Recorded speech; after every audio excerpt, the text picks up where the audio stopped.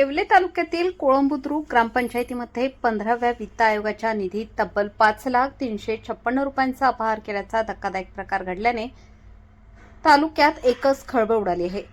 शासकीय पदाचा गैरवापर करून शासनाची फसवणूक करणाऱ्या तत्कालीन ग्रामसेवक राजेंद्र नामदेव ठोंबरे सध्या नेमणूक पंचायत समिती मालेगाव व सोनवणे कुटुंबातील तत्कालीन महिला सरपंच आणि विद्यमान प्रशासक यांच्या विरोधात येवला तालुका पोलीस ठाण्यात अपहाराचा गुन्हा दाखल करण्यात आला आहे।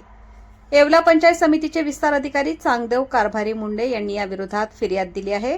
ग्रामपंचायत कोळंबुद्रुक तालुका येवला जिल्हा नाशिक यांना सन 2019, 2020 आणि 2022-2023 या वित्तीय वर्षात गावाच्या विकास कामासाठी 15व्या वित्त आयोग योजनेअंतर्गत 5,356,000 रुपये निधी प्राप्त झाला होता।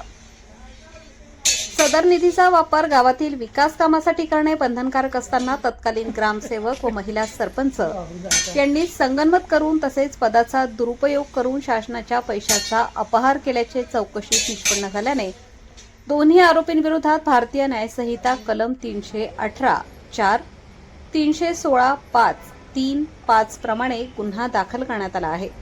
शासकीय निधी हडप करून शासनाची फसवणूक करणाऱ्या दोन्ही आरोपींवर गुन्हा दाखल झाल्याने तालुक्यात हा विषय चर्चेचा ठरत आहे। शासकीय कर्मचाऱ्याने शासनाचा निधी फस्त केल्याने अनेकांच्या भुवया देखील उंचावल्या आहेत। आता तालुका पोलीस या प्रकरणी कसून चौकशी करत आहेत। कोळंबुद्रुक येथे ग्रामपंचायत अपहार प्रकरणी सरकारतर्फे चांगदेव मुंडे विस्तार अधिकारी यांनी आमच्याकडे फिर्याद दिली आहे। त्या फिर्यादीच्या अनुषंगाने जवळपास 5 लाख रुपयापर्यंत अपहार झाल्याचं त्यांच्या तक्रारीत त्यांनी नमूद केले आहे।